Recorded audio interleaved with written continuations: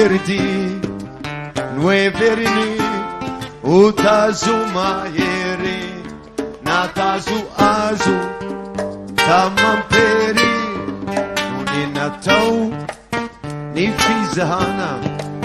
to afaafa lay afanana azo tsy fanta piavina vaovaoka tena mahavarina aizy ty tazopity tsy sitrany zay fanafody maosaosa ireo zay vo mampilomay ny fitepony fo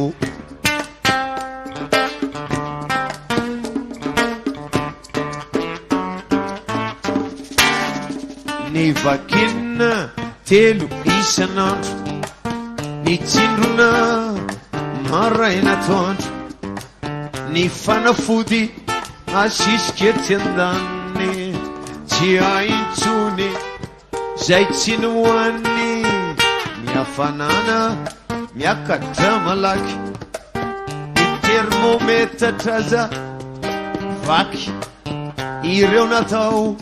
tsy misy nandaitra lay afanana nefa to tsy taitra aizy ty tazopity tsy sitrany zay fanafody tsy mba misy fanefitra mihizihizy tsy mety lefitra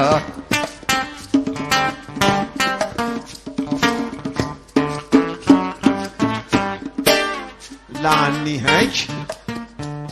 radoko fa sembra retina mioko zay angamba ho izy ny farany fa very anjavona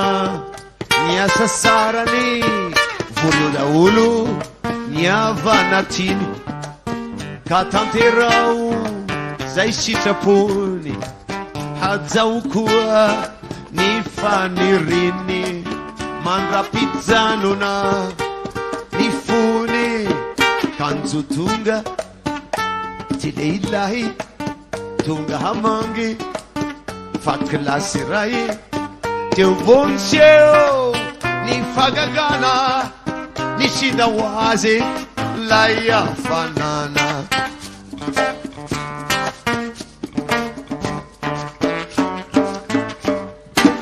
filela io no namtenainy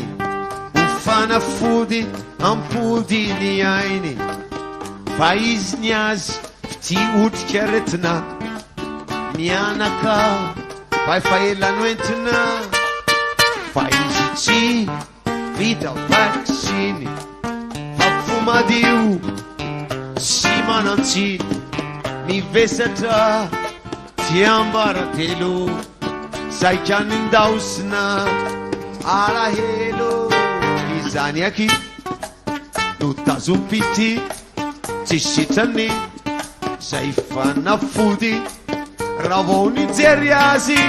lay olo tiny ny sinda ho azy lay fanafody